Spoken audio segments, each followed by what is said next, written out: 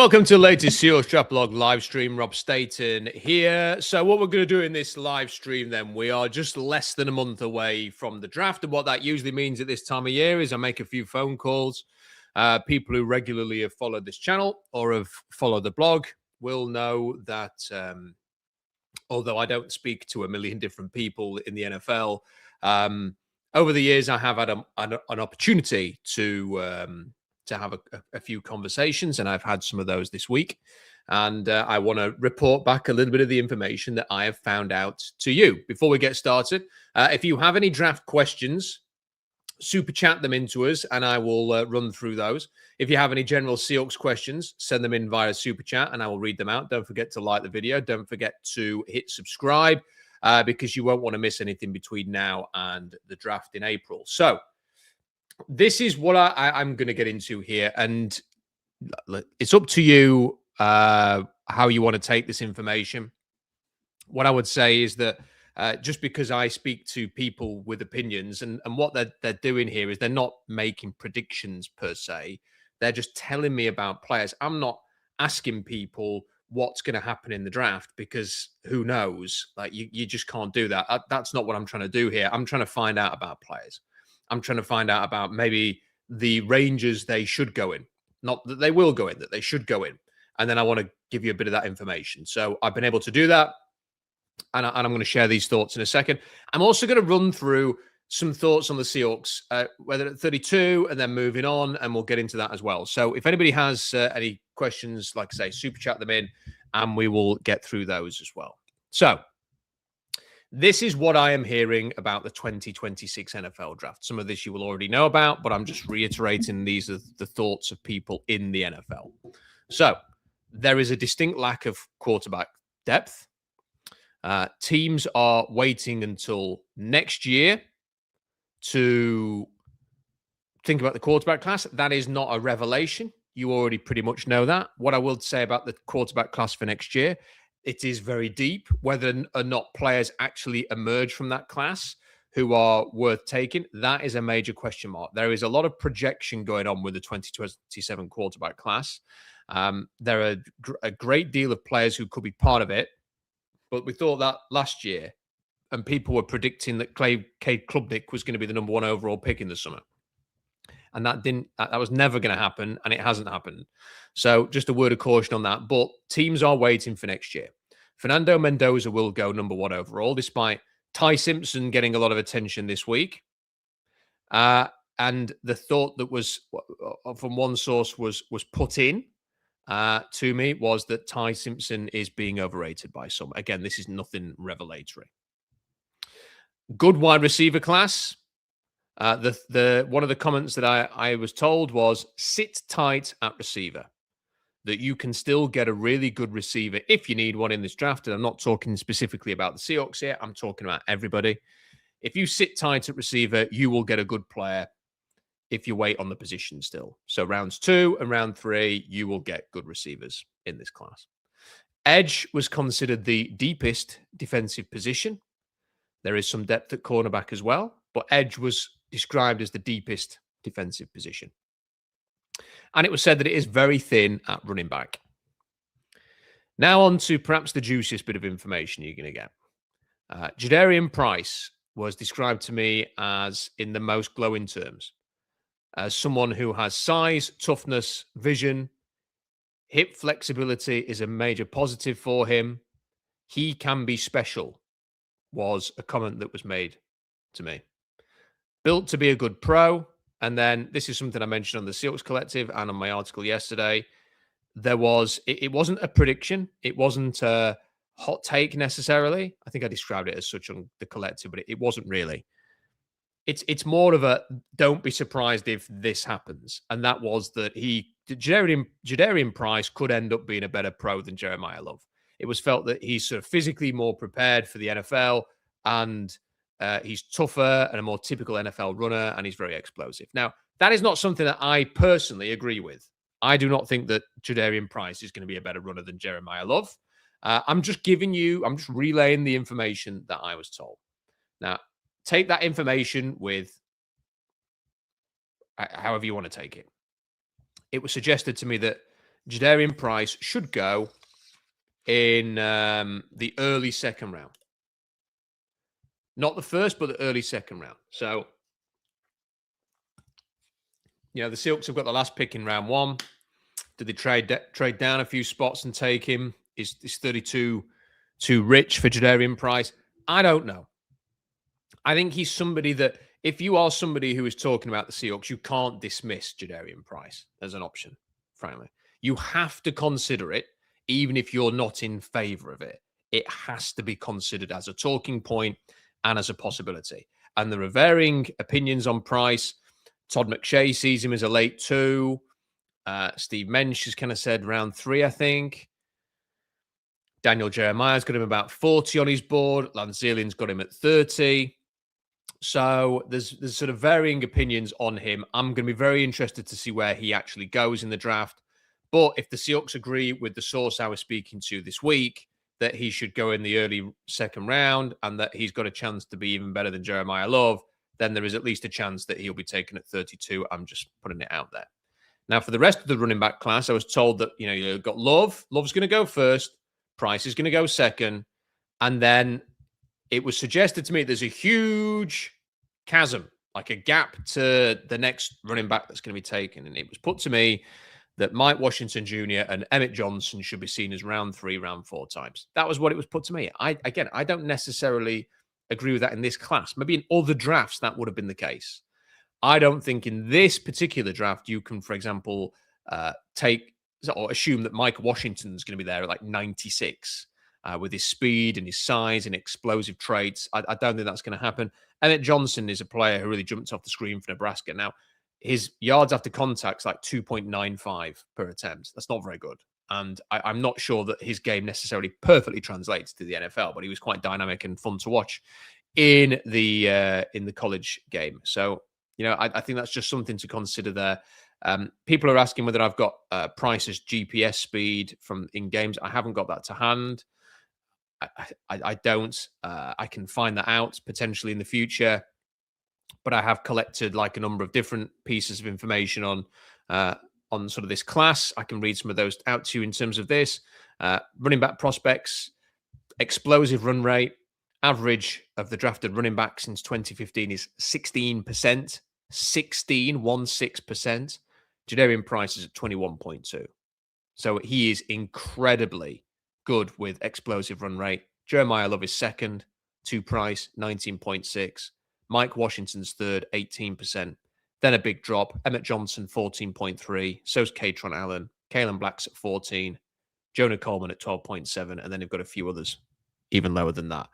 And then yards after contact per attempt, Jeremiah Love is at 4.5. Jadarian Price is at 3.95. Mike Washington at 3.86. Katron Allen, 3.77. Jonah Coleman, 3.58. As I mentioned, Emmett Johnson's all the way down on that list at 2.95. So, it's a really thin running back class. It's hard to know what the Seahawks are going to do. One of the thoughts I keep having is that if you think it's so thin that if you don't have Price, you are going to be missing out and you're going to really struggle, you either need a plan at running back for after the draft, which I'm not sure Najee Harris is going to be the answer there, or you need to take Jadarian Price. And I do wonder if they think we really like Price, we ain't going to mess around, we're just going to take him. I think that is a distinct possibility. I'm not saying it's definitely going to happen. There's going to be other players we talk about on this stream. I'm just saying that is a distinct possibility because then you ain't going to miss out. And if it's him, and then you're thinking the next guy's around 3 or around 4, you've addressed that situation. And some of these running backs that are, people keep talking about, like that are day 3 picks, they ain't going to be the answer, I'm afraid. Like they're just not. Like it's not a good running back draft at all. The source I spoke to, by the way, not a fan of Jonah Coleman. One of the sources I spoke to, not a fan of Jonah Coleman. Right, moving on. Defense. I asked about Ruben Bain. Obviously, we've talked a lot about his body type and his lack of length. That was completely shot down. Length doesn't matter, according to one source. Power, explosion, strength, physically unbelievably strong, and a definite top 10 player in this draft was what was said to me. I put him at number 2 in my latest mock draft after hearing that because I just needed to hear somebody say it. I think he he is a very consistent player. He's going to be a very safe prospect for whoever takes him. I think if that's how most of the league views him, and that was one source from within the league, there's a chance he's going to go quite high after all. Akeem Mesidor, described as a different player, not as strong, a finesse rusher, still will go in round 1, but needs to be stronger, is what was put to me. Keldrick Folk was liked by people I spoke to. Can be used at a 5 tech and a 3 technique. His versatility was described as good for the modern defense. Lots of different looks and want to move things around. So I only heard positive things about Keldrick Folk. So maybe he's not going to last as long as perhaps I think I had him like 25 in my last mock or something along those lines. 22, I think it was to the Chargers. Maybe he won't quite last that long in the end. Cassius Howe, seen as a round 2 talent. Mentality, temperament, excellent. Foot quickness means he's too fast for a lot of tackles. A good football player, won't excel versus the run at his size, but his pass rush is a big positive. I've been talking up Cassius Howe as an option for the Seahawks because of those things. His temperament, his attitude, his personality, smart, tough, reliable. He is a Seahawks player in that regard. He is not a good run defender, but the Seahawks need speed off the edge. There was only 3 edge rushers, and that's if you call Arvell Reese an edge rusher. Only 3 players who actually ran a 1.5 10-yard split. 1.5 is elite. There was Cassius Howe, Malachi Lawrence, and Arvell Reese. So if you want that quickness off the edge, and that is what the Seahawks need. I keep stressing this. Like, the Seahawks do not need lots more run, a lot more run defenders. Like, they don't need that. They're good at defending the run. They're the best at defending the run. Well, they haven't got the quick wins, and that is what they've lost with Boye Mafe. He was supposed to be the quick win guy, and he's gone. So you need to replace that with someone who can win quickly. So I think that Cassius Howe is an option, and if he's keen as a round 2, and you're at 32, and you like him enough, if he's there at 32, he's going to be a distinct possibility. R. Mason Thomas, viewed as a round 2 or round 3 player. I had him at 64 in my latest mock draft with the Seahawks. But the source asked, what do you do with him? He's a good player, but not special. Does he play Sam? Does he play Will? Is he just a specialist rusher? He was described as not an easy study to me. He plays his arse off, but I understand what you're coming from there with that. Like, he really plays hard, but there aren't many players that look like him on an NFL field. And sort of just assuming he's going to be the next great, smaller, non-traitsy edge, I don't know. Like, it's quite, he is a difficult one, especially when you see the testing. Like, Howell tested well. R. Mason Thomas didn't. So it's a difficult one. I am not a big Lee Hunter fan at all, as people know. I think I've described him as the shape of an orange on 2 matchsticks. And his explosive testing, like a 21.5-inch vertical, is appalling, frankly. But I spoke to someone this week who freaking loves Lee Hunter. They loved him as a 1 technique, said he makes plays, quickness, hand use, will chase to the sideline, plays his tail off. He was described as a first-round talent to me. I don't agree with that. I'm sharing it, yeah. I'm passing it on. I don't think he's a first-round talent. I don't think he's a second-round talent. Other people disagree with me. It's up to you how you take that information. There were 3 cornerbacks that were described to me as having number 1 cornerback talent. One was Mansour Delane, one was Jamod McCoy, and one was Brandon Cisse from South Carolina. Avian Terrell was described as being just like his brother, AJ Terrell, which I think is a real positive for him. And he had a projected range of the late first round.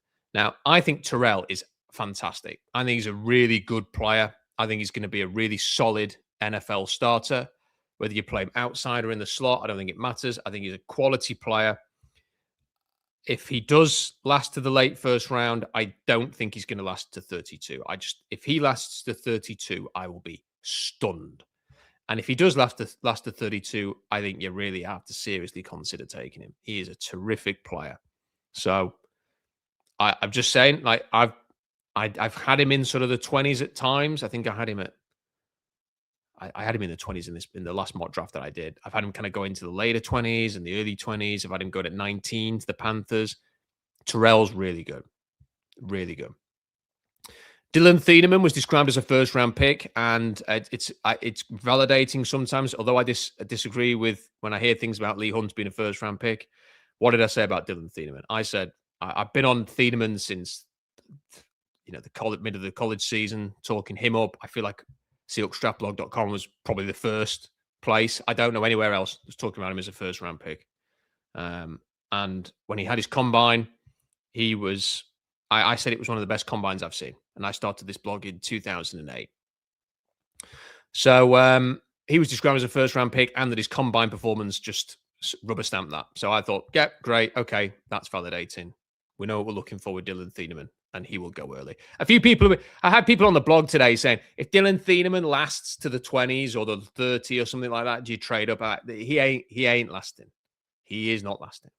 He's not getting into range for you. Francis Maunoa was described as first-round pick. One source said they really liked him and also liked both Utah tackles, Caleb Lomu and Spencer Fano. Vega Ione was described as a day one starter, all of these first-round players. But then a slightly different opinion on Monroe Freeling. He was described as a third or fourth-round pick, a project. Ruben Bain would kick his ass was one comment. Another comment, where's the toughness, power or strength? He isn't tough. Now, when I watched Monroe Freeling, I thought, yeah, do you know what? Pass sets, athleticism, mobility, kick slide, length, size.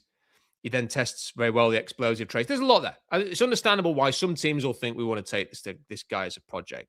But he can't play. I mean, like, he does have to get stronger. That is an absolute fact. Now, I think maybe saying he's a third or fourth round pick is an exaggeration, because he's not a third or fourth round pick, but he's not a top. People had him at number 6 to the Browns. Like, that is like, come on, let's be realistic. If that happens, someone needs a kick. Like, that is not right. He shouldn't be going there. I've had him sort of in the 20s. I had him go to the Chicago Bears. I think it was at 25. They don't have to play him straight away. He can get stronger.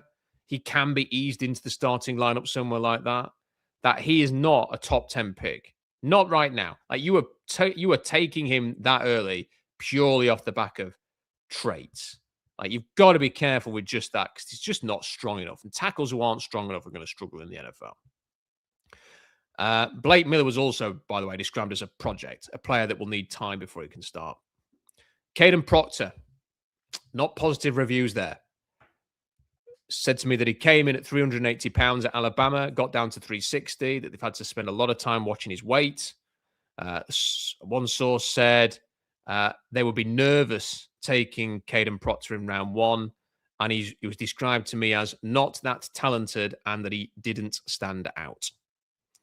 So, look, Caden Proctor's tape, like, when I watched just the TV copy games of Alabama, I didn't think he would look very good. And then when I watched the All-22 stuff, I thought he looked a lot better. And I still, having watched that All-22, thought he needed to kick inside to guard. He's not going to play left tackle, in my opinion, in the NFL. He's just going to get beat. He didn't test as well as kind of like everyone was kind of expecting. Freaky testing. This is a guy who catches passes for Alabama on trick plays and runs the ball and all of that stuff. And he didn't test in a freaky, sensational, crazy way for his size, like some players have done. Jordan Davis, for example, like, he didn't do any of that. Like, he is explosive, but at the lowest level, he's a 3.00 in TEF. So, like, he's okay. Like, this is not a player like Field Yates, bless him, came out and tried. I felt a little bit of a plan to tweet that. Cool, Caden Proctor on an amazing pro day. It's like, yeah, because other people are saying he's going to go in the second round, like Todd McShay, who's left ESPN. So, like, and like Todd McShay's reaction to that tweet, by the way, he didn't say what he was really thinking, but he made it very clear. He brought it up twice in his show today, and go and watch that, because it was interesting. There, Todd McShay is not buying what Field Yates was selling. Let's just say in that tweet. So there we go. A source said didn't think Carnell Tate was wide receiver number 1, and they thought that Jordan Tyson was the top receiver, then Mekhi Lemon, and then Tate was the third. Thinks Tate is benefiting from an Ohio State receiver buzz. it was said that he's a good player, but he can't run, and he's a possession receiver. So there we go. DeJean Stribling came up in conversation. He's one of my personal favorites. He was praised and was described as someone who will fall through the cracks, but will be good.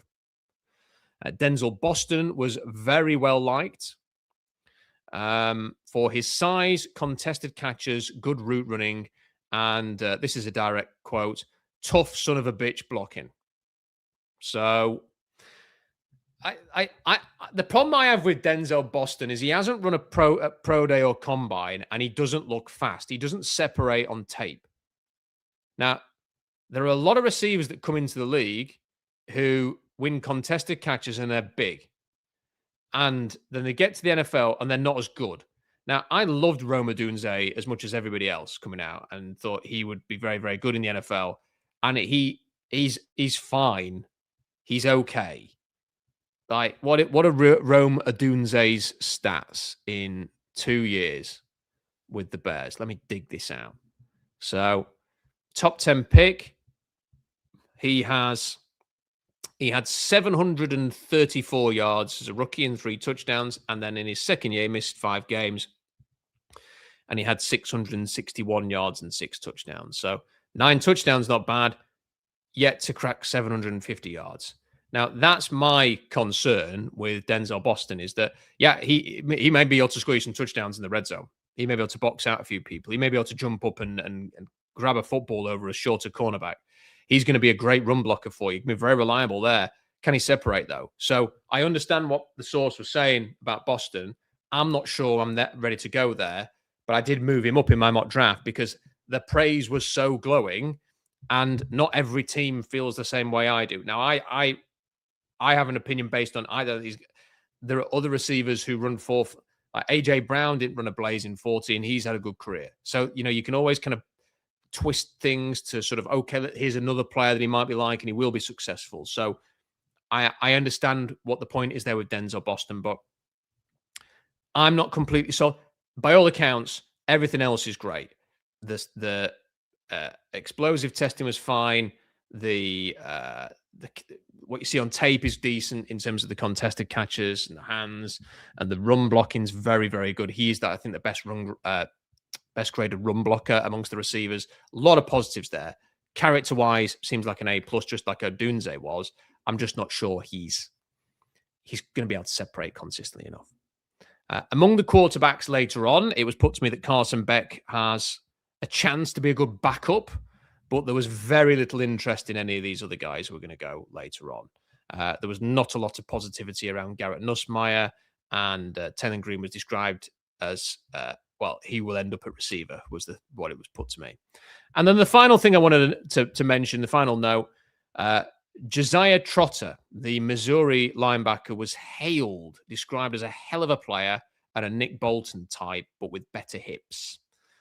Can play either a 3-4 or a 4-3 and should go in round 2. So that's what I have been hearing. There's nothing on the level of if this validates some of the stuff I'm telling you.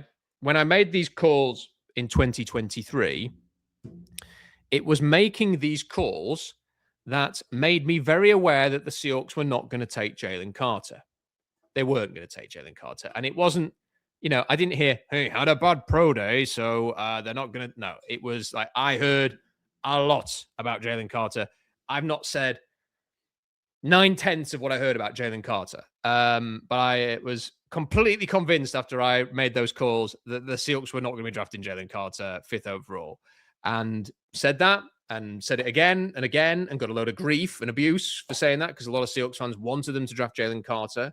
And then VSiN, who are a betting company with a broadcast channel, picked up on this and thought it was great to have us on like every week nearly before the draft to reiterate my point that the Seahawks are not going to draft Jalen Carter because they thought, great, a lot of people are betting on Jalen Carter to here's somebody with a completely different opinion. It'll make people think about, they'll play some bets on it. And I had quite a convincing argument. And I kept saying over and over again. And they gave me a chance the week before the draft to say, do you want to change your opinion? I was like, I am not changing my opinion. They're not taking Jalen Carter. And they didn't take Jalen Carter. So the reason I'm saying that is this information that I received was very useful there in being able to tell you they ain't taking Jalen Carter. There was no way they were ever going to take him in a million years. So I get good information. Now, there have been some opinions I've heard that have gone completely wrong. Like, and I'm not going to run through them all now. But if you follow the blog, you'll be able to say, "Hey, you heard this from a source." And I get it, but there's some useful information there, and I think you'll find like some of the what we've just said will come to the fore, and some of those players will end up being really good, or go in the kind of range that we're talking about here, and you'll go, "Okay, fair enough."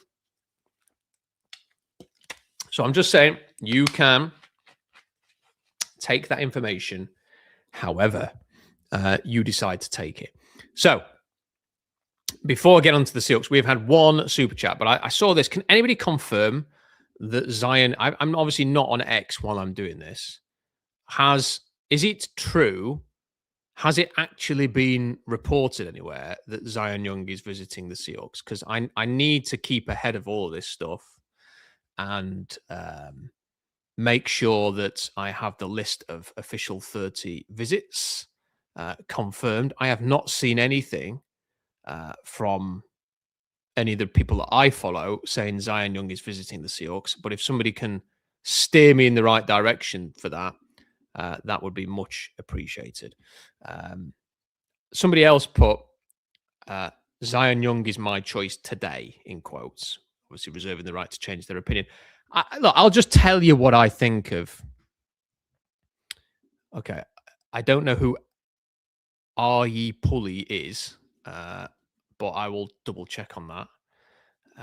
Okay, NFL credentialed writer for the Jets and Saints on SI. I mean, what I would say about this is the kid looks he looks about 14 in his picture.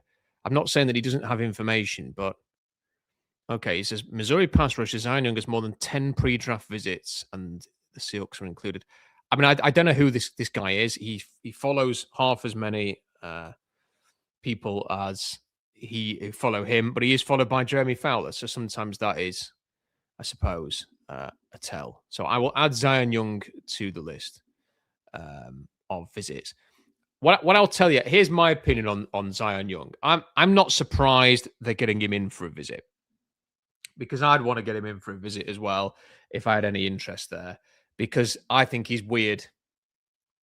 I think he's weird. I think his interviews, he did a really good interview at the Senior Bowl. I should say that. There was an on-field interview that he did where he sounded great. Sounded like passionate about the game and all that stuff, and great. There are a lot of other interviews where I just think, what planet is this guy on? Like, he's all over the place. He sounds like he's had too much sugar or something, and I found him a bit strange. And then there was the reports towards the end of last year, I think it was, where I'm talking about end of 2025 here, where he was charged with a DWI and speeding. Now, I just find that's a charge, a reported charge. I don't know what the result of that is or is going to be, but if he was speeding and the DWI is legit, how stupid is that? First, it's stupid because I'm sorry, I'm seeing a bunch of tweets about Henry Ruggs this week, and if there was ever like a reminder to everybody out there, whether you're an athlete or not to drink or take drugs and drive, that's the reminder there. So don't do it. It's stupid. You know, why risk your own life, anybody else who's in the car with you's lives, or anybody else on the road's lives to do that? So if that was true, that's a massive red flag for me and would put me off immediately. And I don't like, I just feel like we kind of did it with Geno as well when he was in Seattle. Kind of brush it off, don't we? And I don't like that. Like, that's one of the stupidest things you can do. So that's the first thing. Second of all, it's especially stupid when you know that you're about to enter the NFL and the draft's in a few weeks' time, and you're going to go to the Senior Bowl and you're going to meet with teams and they're going to ask you about it. So it's stupid. It's really stupid. And for a team that preaches smart, tough, reliable, it's tough. I'll give him that. It's tough on the field. Is he smart? Is he reliable? Not sure about that. Not sure about that at all. So that's why you get him in. I don't really want to draft him. Like, you see these guys at Missouri all the time, tough and physical, and and then they come to the NFL and they're not as smart or as tough or as physical anymore. Well, not smart, but they're not as tough and as physical anymore. Keep talking about Darius Robinson, who a couple of years ago was drafted by the Cardinals at the end of the first round. He's not done anything in the league, and he was brutally physical at the Senior Bowl, pushed people around and all of that. And then he couldn't. Then he didn't time well in the runs. He didn't run very well. I don't think Zion Young he was like a 4.7 runner or something like at his pro day. Seems a bit favourable to me. He's probably more of a 4.8. I mean, the pro days are always like about a tenth of a second too fast. So what is he, a 4.80? Is he something like that as a runner? The Seahawks don't need that. They don't need somebody else who can't get off the edge to hit Matt Stafford. Like, the run defense is good, as I keep saying. Like, this to me just doesn't chime. Like, I'm not interested in this. Like, I'm not interested in this individual. I'm not interested in this kind of skill set for the Seahawks. I'm not bothered by that. We'll see what happens though. Like, a lot of people do like him. When I watch the tape, I see like power. I see no burst off the edge. I don't think we need another one of these players. So anyway, moving on from Zion Young, and we'll see if anybody else reports that he's got the official 40 there, official 30. This from Chanman1531. Is Chris Johnson an option, and what's your opinion of him? So my opinion of he is an option for certain, and I think he could be an option at 32. I think it's going to be interesting to see if he comes off the board. There are teams picking at the late first round. Kansas City could be one of those. Miami could be one of those. San Francisco potentially. Who you think they could look at him? I think that he shows well in zone. He plays off quite a lot. Gives quite a large cushion, and I do wonder sometimes whether that has helped him in zone. So being able to sort of read the field, and like his click and close is not too bad. He does get beat over the top even when he's got that big cushion, which worries me a little bit. I was worried about the speed. I was expecting that he was going to come to the combine and run a 4.5. He didn't. He ran a 4.40, which was really good. But at the Senior Bowl, he had some iffy moments there as well. I think his ceiling is as a number 2 cornerback. And I don't know. I'm just in a funny place with cornerbacks right now.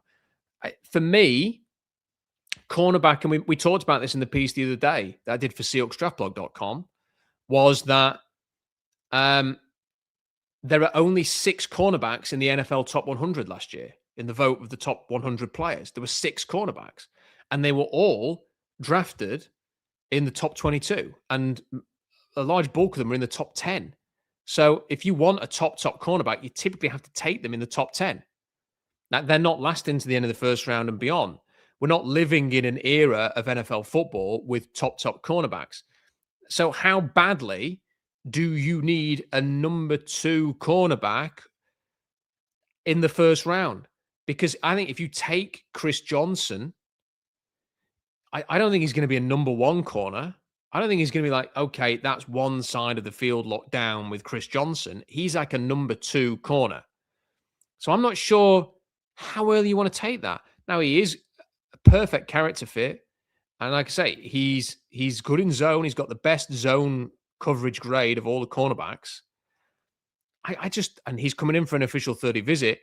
I think he ticks a lot of boxes there. And maybe they just think, do you know what? We can plug him in. He'll be solid. He might not be amazing, but he'll be really solid for 4 years. I've kind of referred to him as he's probably end up being the Paul Richardson of quarterbacks. You might say that's okay. I don't know. I find it hard to get excited. Like, I can see it. If I'm sat in that chair behind me right now watching the draft in a month, and they go, with the 32nd overall pick, the Seahawks take Chris Johnson, quarterback, San Diego State. I'll go, yeah, understandable. I understand why they've done it. Would I be jumping out my seat? Would I be highly excited? Not really. Not really.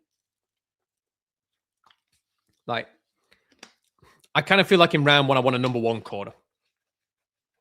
I want a number 1 corner. In the same way that if I took a receiver in round 1, I don't want a wide receiver 2 in round 1. I can get one of those later on. And this is a deep enough cornerback class that I think if you're looking at just corner 2s, get him in round 2 and round 3 for me. But he's going to be an option. he is definitely going to be an option. And he is one of the players that I wanted to talk about for the Seahawks. So I'm going to get onto that now. Keep your super chats coming. That's the only one we've got so far. I'm going to run through the Seahawks here, and I will stay on as long as the super chats are coming in. Otherwise, we will call it a night. So Chris Johnson is an option. Talked about him. Jadarian Price is an option. We've talked about him at the start of the stream. Avian Terrell, if he lasts to 32, you have to consider him. Brandon Cisse being talked about as a potential one has me interested.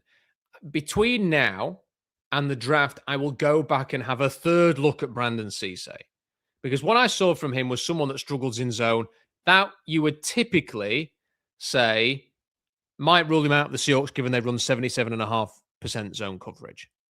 So how do you quantify that versus, well, if he has still got number one corner potential, and if it's about developing him, and if you've just kind of gone through Reek Woolen, I for some reason, somebody commented on the stream that I did after the Steelers game in 2023, saying, I love going back and looking at all these old streams. Now I know what happens next in the Seahawks win the Super Bowl. And that pinged up on the my YouTube thing to say that someone had commented on that video. I saw it and chuckled. And I thought, do you know what? I'm going to watch the highlights from that game, from the Steelers-Seahawks game. And I'm going to laugh my tits off, because I know that 2 years later, the Seahawks win the Super Bowl. And I'm going to have a bit of just gallows humor from the whole thing. And I watched that game, and Reek Woolen was bloody awful. Like there was one moment where he just gets just lazy coverage, awful effort. There was another time when they pushed the pile over the goal line, and Reek Woolen ran away from the pile. Like it was, go and watch it. Go and watch the highlights. There's the running back runs through. There's a whole bunch of players like piling in to push him over the line. And Reek Woolen actually runs away from the pile. He moves away from it. Quandre Diggs' effort in that game was crap as well, by the way. So you're kind of watching that and thinking, oh my God, I'm so glad that era of Seahawks football has gone. So the point I'm making is, if they could live with Reek Woolen doing that for 4 years, maybe they can live with Brandon Cisse ironing out the kinks for like in the next year or two to potentially get a number one corner. If that's how they think, if they think he has got that potential, like the person I was speaking to earlier in the week thinks that. If that's possible, then maybe they think they'll take a chance on him. But his big thing was like the testing was going to be amazing, and his explosive testing, his jumps was really good. But his speed, like 4.40 at 189 pounds, ain't great. So he could be an option, though. I'm not ruling him out for sure. Cassius Howe, we've talked about. They need some speed. They need someone who can just pin his ear back, get to the outside shoulder of the tackle, beat him around the edge quickly, and get to him. And I keep saying Matthew Stafford, because that's the person you have to sack. Like, you kind of handled everybody except Baker Mayfield and Matthew Stafford last season. But when you in those games, you needed someone who could get to the freaking quarterback. And that's what they need. They need someone who can just get off and fly to the passer. Cassius Howell can do that. So I think if he is there, he's an option at 32. For that reason, I think Malachi Lawrence is as well. Now, I was reading Tony Pauline's latest. And by the way, Tony Pauline does a effing amazing job, by the way. He doesn't get anywhere near enough credit for this. Like, people go, I can't find any pro day results anywhere all the time on the blog. And it is annoying that the schools don't do what Clemson do, and I think Notre Dame, and just put all of the information on their website. Please do that, schools. But Tony bashes the phones every day and finds stuff out that you won't get anywhere else, and puts it in his like daily updates on the pro days. It's amazing information. I have found out so much from Tony's work, from the pro day results. It's priceless if you're interested in the draft. So you have to follow Tony Pauline for that. He does an amazing job. And we will speak to Tony. He's a great friend. We will speak to Tony before the first round of the draft. And we will have our conversation with Tony that we have every year and have for over 10 years. So the point I was making on that is, Tony put a piece out today that said the league was pissed off with Malachi Lawrence because a whole bunch of scouts traveled to Central Florida to watch the pro day, And he stood there in sweatpants and didn't do anything. And they went to watch him. They weren't watching anybody else. They went to watch Malachi Lawrence, and he didn't do anything. So I can imagine how frustrating that is. If I got on a plane tomorrow to Florida and then he didn't do anything when I got there, I'd be pissed off as well. So I don't think it's going to matter much for his stock, but I think you have to mention it. I think you have to point out that will have been frustrating for some teams. But Malachi Lawrence, I've gone through this before. His GPS tracking during the regular season in college football, I'm not on about Senior Bowl here, during the season was way ahead of everybody else, way ahead of the other pass rushers in this draft. So big time speed there, very, very productive. And if they want some speed and quickness, his production, by the way, it's like 21% pass rush win percentage last season and 19 point something this season. That's really good. He's got the length, he's got explosive traits, got a 1.58 10-yard split. I mean, that's everything you kind of look for. And then Todd McShay saying, don't be surprised if he goes in the late first round. He's an option. If you want someone who has the package, who can get off the edge and rush the passer, he's got it. Now, he loses balance when he tries to turn the corner sometimes. And when that happens, the rep's over and you lose and you don't get to the quarterback. And I do wonder if he's got the ankle flexion needed to be great. But it's 32nd overall. Like, you're expecting to get a great pass rusher there. If he was great, he'd be going 5th overall. Like, it's not happening. So, can you live with that to think he might still get to the quarterback a few times? And he's got length, he's got speed, he's got production, he's got explosive traits. Maybe you can. So he's a consideration as well. But I can't get over this other player that just keeps sticking in my brain, and it's stuck there. And if I'm being perfect, and it's one of the reasons why I started this stream was to talk about him, and I can't get him out of my head. And that's Emanuel Pregnon. And I keep calling him Pregnon. I'd love to know what it is. Is it a French name? Emanuel Pregnon. Like, he sounds like a French footballer. Like, he doesn't sound like an Oregon left guard. But is it Pregnon? Is it Pregnon? I don't know. Either way, I can't get over this player. Like, how can you be that big and that explosive? Like, the players that he compares to are your Lane Johnsons and your Tristan Wirfs, and who else was he? I'll get the list. Top players, who we've talked about it for 10 years. We created the trench explosion formula so that we could measure explosive traits, because that's what the league look for.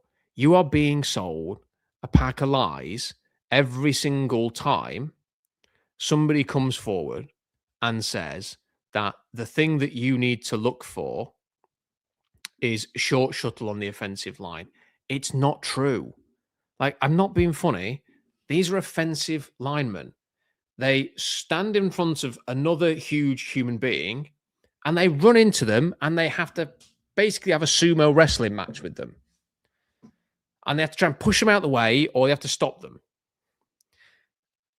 You're not dancing. It's not Dancing with the Stars. Like, like that. Okay. Like, your angles are important. I get that. Like, if you get attacked on your outside shoulder at guard, you do have to have some mobility there to get into place. But do you know what else can also work to not get? You just hammer somebody. You just get your hands inside and you control them because you're strong and you've got base.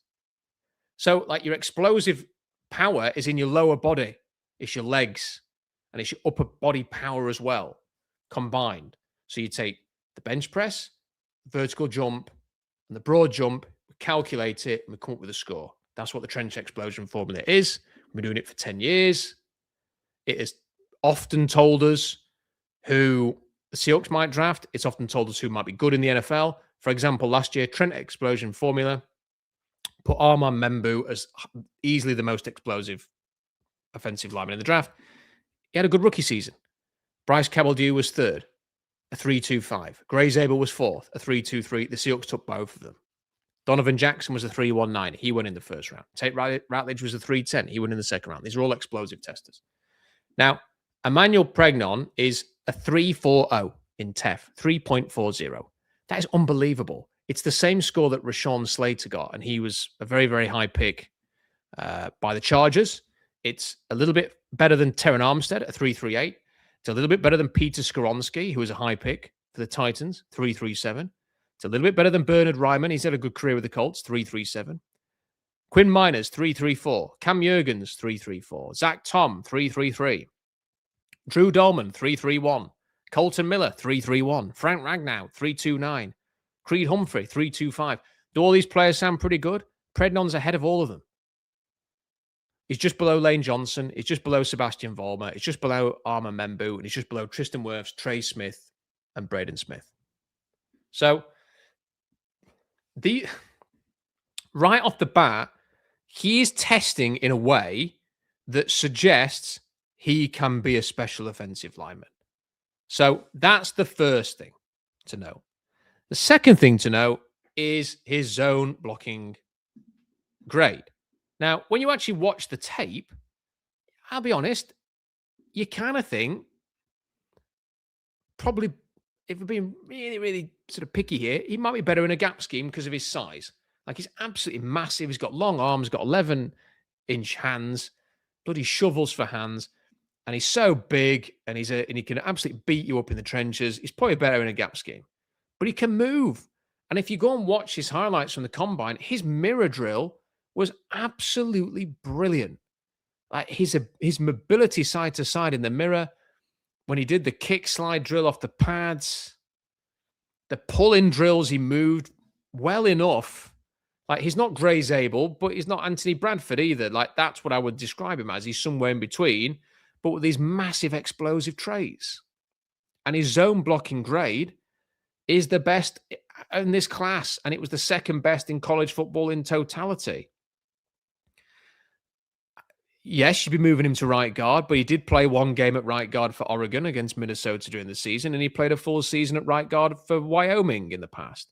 He is an older player, so he's going to be a 25-year-old rookie. That's something to bear in mind. He's been at Wyoming, he's been at USC, and he's ended up at Oregon. But I just think, and look, it'd be a hell of something, wouldn't it, for the Seahawks to take guards in the first round in back-to-back years. But I watch him, and I just think, if he's as good as all of this stuff suggests, then you might have the best defensive line in the NFL. Like, if Zabel takes another step, if Sundell takes another step, if then you plug Pregnon in, and you've got Cross and Lucas as your tackles, one, you're set up for the next 5 years. And two, it's all young players at the peak of the career. Three, you might have the best offensive line in the league. And I'll tell you now, if you have the best run defense in defensive line, and if you have the best defensive line in the NFL, you're going to win a ton of games. And I just keep thinking of that. I'm not somebody who thinks you massively have to replace Anthony Bradford. I know those people are out there. I know people say, you've got to get rid of Bradford. He's useless. He's awful. This is the key to everything. It's not. Okay. They need a running back. It's a bigger need. They need a quarterback. It's a bigger need. They need a pass rusher. It's a bigger need. But if Pregnon's there, I'm not necessarily sure I'm looking at those other positions going, oh, but we really need a running back or a cornerback. When this guy sat there, I'm thinking, I'd like to maybe have the best defensive line in the NFL instead. Like, I just kind of want this guy. Now, a couple of other things. John Schneider mentioned last year that they have the 30-30-30 thing. So that's 30 vertical, 30 bench press reps, 30 on the Wonderlic, or the equivalent of whatever the Wonderlic is these days. Pregnon has 35-inch vertical, so that's 30 in that. 32 bench press reps, 32 in that. I have no idea what his Wonderlic or mental testing was. If he gets a 30 in that, then that's a 30-30-30 player. I just wonder. I just wonder if the Seahawks have got a ring around this guy. I just wonder. And like, people are, I've just seen, I'm not calling this person out. Someone said, that right guard is Jennings Dunker's natural position. Not sure how versatile Pregnon would be. Well, Jennings Dunker has played right tackle at Iowa. He hasn't played right guard. He's played right tackle. Pregnon has at least played right guard for a full season at Wyoming and for a game at Oregon. So he has played right guard. So I think that has to be noted here. Just want to address that in the comments. So I don't know. I just the thing that I come back to, and this is the final thing I'll mention on Pregnon, and someone's actually pointed out, his Pregnon's at 35-inch vertical, Zabel's a 36, and their broad jumps were identical as well, 9.3. They are very similar in terms of explosive traits. Is that another indicator that they'd be interested? The thing I keep coming back to, and I had him at 21 to Pittsburgh in my mock drafts this week. And I think that's such a perfect fit because the Steelers need a guard. They need a guard. But why is nobody predicting that? Why is nobody else doing that? Are they just behind? Are we just ahead of the curve here? We might be. Because the league will be very aware of the traits. Why? If I go on Todd McShay's website right now, Todd McShay, big board, great website on the Ringer, Todd McShay's board. Pregnon is 53, number 53 on Todd McShay's big board. If you go on Dane Brugler's board, which admittedly is a long time ago now, he published this on the 10th of February. Pregnon is 79th, so a third round grade on his board. And if you go on Lance Zierlein's grades, Pregnon is below Chase Bezontis, who I have as a day 3 player. And he's below Maxi Anacha, Caleb Lomu, etc., etc. Now, what we're missing here? What's the problem? Is it because he's older? Is it because he's big? Is it because he doesn't run fast? I don't understand it. And I just think he's really good. And in this draft in particular, if you get to 32, like there are so many players who are like, might be good, might not be good. I think you just get a freaking good right guard and plug him in there and say, right, here we come NFC West, we're going to run down your throat. And we might not have Ken Walker anymore, but hey, we've got this absolute beastly offensive line. I kind of like that. I like that thought.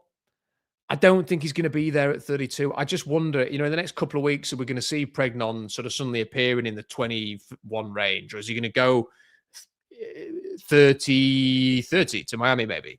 Is he going to go there? I have to believe that something's going to change there. I have to believe that. And I wouldn't be surprised if they have him in.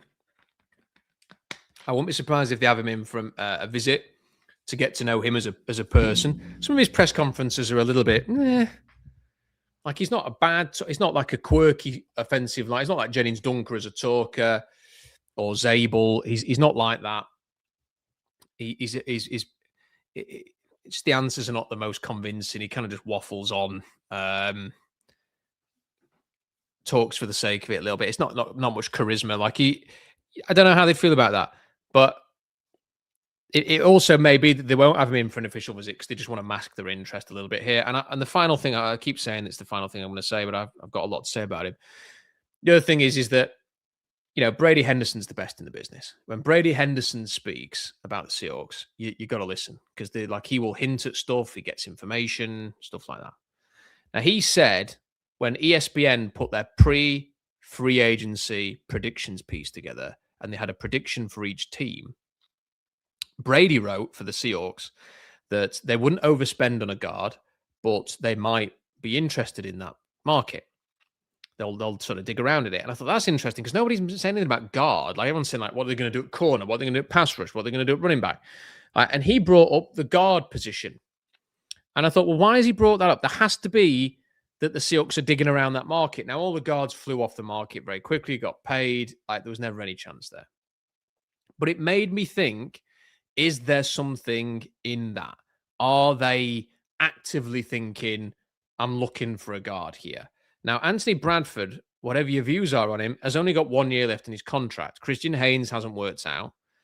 Uh, we've not heard any buzz about, let's say, Mason Richmond or Bryce Cabaldew taking that job. Like, they never got close to winning it last season, and there's not been any buzz about, hey, I tell you what, they really like Bryce Cabaldew. Watch out, he's going to be pushing Anthony Bradford. They don't need to go for a guard here because they've got these two guys. There's not been any of that, which makes me think they just think we haven't got anybody. Like, it's Bradford's job, and maybe we'd like to upgrade there.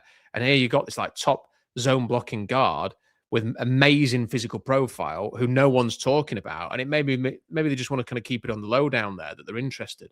So, just a name to keep in mind. But I love trenches football. Like, I want the Seahawks to beat teams up in the trenches. Nothing. Some people might like finesse. You might want to see your team throw for 400 yards, throw it around the park, play like the Rams did at the end of the season last. Loads and loads of yards, stuff like that. That might be your thing. I tell you what, I like violence in the trenches. I like standing up in front of the opponent and being the alpha. I like smacking someone in the face, taking away their soul, making them not want to be on the field with you anymore. And that's what the Seahawks did to the Patriots in the Super Bowl. It's what they did to the 49ers in the last two games that they played against them at the end of last season. I want to take opponents' souls. And I'm going to take their will away in the trenches. And anytime I get an opportunity to make that in any way, shape, or form slightly more possible, I want to take it. And for me, the best opportunity here to do that is with Pregnon. So if he's there at 32, I'm probably taking him. And then what do you do for the other picks? Well, you have got to find a running back. Maybe at 64, Mike Washington Jr. is there. And you take him. Like, maybe at 96, they are prepared to see who's there. And maybe, let's take Jonah Coleman. Or maybe they'll say, well, let's just take Emmett Johnson. Or maybe they'll say Catron Allen or somebody like that. I don't know. Like, we'll see. But if they go guard, and if they can get a running back with one of their other four picks, and if they can get a cornerback, which you can on day two with one of those day two picks, I think you can get a corner at 96 or 64. And I really like the cornerback options. Big fan of Ezekiel Masters at California. Big fan of Chandler Rivers at Duke. Where's D'Angelo Pons going? Is he too small, or, do you take a chance there? Like, I was studying him again this week, and there's something there. It's just so freaking short. Like, I take somebody, you can take these guys a little bit later on and fill a cornerback need. And then if you don't get a pass rusher, you give Von Miller a ring the week after the draft. They might even have a handshake deal with Von Miller already to say, Von, we want you. Get yourself in. We know you were interested last year and you went to the Commanders. Time to make up for that mistake. Come and help us get another ring next season. And then Von Miller replaces Boye Mafe. Let's say Ezekiel Masters or somebody like that replaces Reed Woolen or Dalen Everett, maybe. Somebody like that. Think they're going to be having him in for a visit too. I think that was reported. And then you get a running back and Pregnon. I think you feel pretty good about it. I think you feel pretty good about that situation. So that's one of the things I wanted to talk about today. I really think he has to be strongly considered. Right, super chats that have come in. Mr. 05 Chuck says, good on you, Rob. Thank you for that. Much appreciated. Albert, who says, who are your super sleepers? Navy, John Carroll. Super sleepers. I don't really have any super sleepers. Like, the thing about a sleeper is people always kind of want, like, oh, nobody's talking about this guy, and you've got a amazing, like, really, it's quite hard to sort of hide players, I suppose. I mean, I really like Carver Willis. If they wanted an offensive lineman later on, I think Carver Willis has got a lot about him to kick inside to guard and potentially be someone who works out there. I think Diego Pounds, not Pons. I think of D'Angelo Pons. Diego Pounds from Ole Miss, the tackle, has got something about him.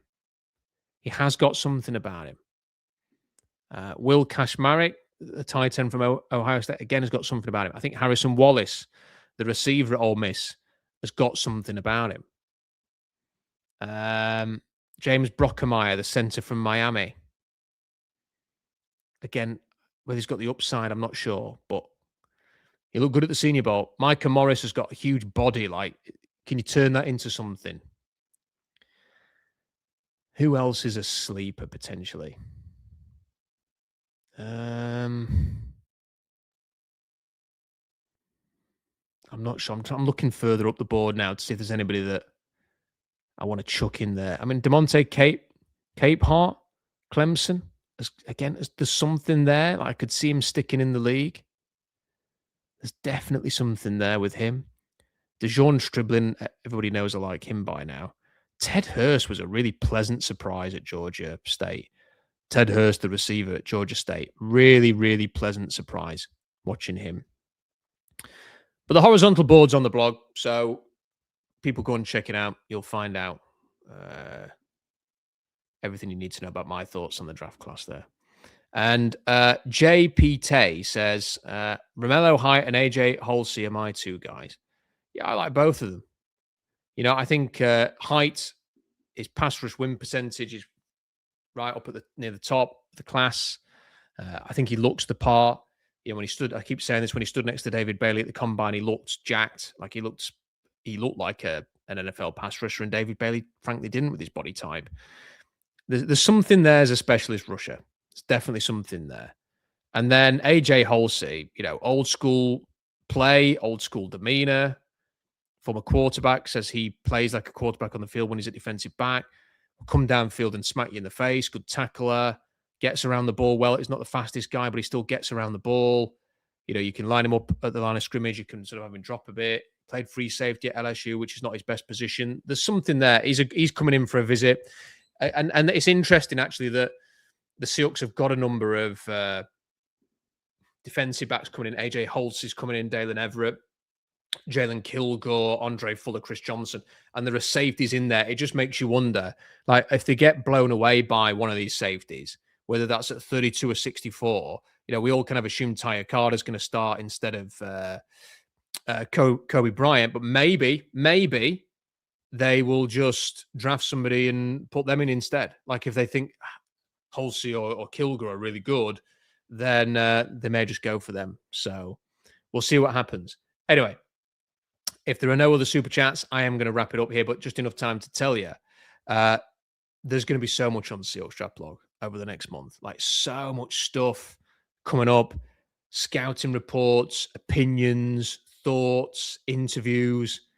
Please just check out the blog. I keep saying it, like there's no subscription. It's not a Substack. It's a free blog. There are not even any adverts on there. You click on it, easy to navigate on your phone, on your computer, on your tablets. There's nothing. It's all free. This is all a labor of love for me. I love the draft. I love the Seahawks. I love the NFL. I love talking about it. I love writing about it. So all I ask is that you check it out. It makes it all worthwhile because I put an obscene amount of time into this. So if you check it out, it helps me. If you subscribe to this channel, it also helps me because it means that more people will recognize the channel and will want to watch the videos. So that really helps me as well. If you could like the video, might get more eyes on it. If you could leave a comment in the comment section, that would get more eyes on it as well. That just help with the algorithm. Only 50% of the people who watch my videos are actually subscribed. So it would be really nice if you could subscribe if you haven't already, and that would be doing me a big favor. If you could click the hype button, that would also really help. If you could do that on your tablets. About 1 or 2 people do that for every video. It'd be nice if a few more could do it. Might just get a few more eyes on this. Like I look around and I see some of the draft stuff that gets more views than we do, and I just think, come on, like this, a lot more work is going into this than in some of these other videos. So it'd be nice if we could get some eyes on this. Seahawks Collective next Tuesday, as always. Make sure you check that out. Tomorrow, I am going to be hopping on the 12 Talk podcast. That is a UK-based Seahawks podcast. It is the official podcast of the UK Seahawkers, and Josh has invited me on. So there'll be loads of draft talk there. I will share that on the blog and via the channel as well. So check that out tomorrow. That will be available to watch on YouTube and to listen to as well. I think that's everything. Big thank you to all the super chats. Big thank you to all my patrons as well. I massively appreciate all the support that you give me. Just enough time to say a couple of things, actually. Good luck to the Seattle Mariners, who have their first game. You see, got the Mariners hat and the Mariners top on today. So good luck to the Seattle Mariners as their season begins. It's been a good week for Seattle so far, with the Sonics coming back and the Mariners hopefully getting off to a winning start. So all the best to the Mariners. I know a lot of you follow the Mariners as well.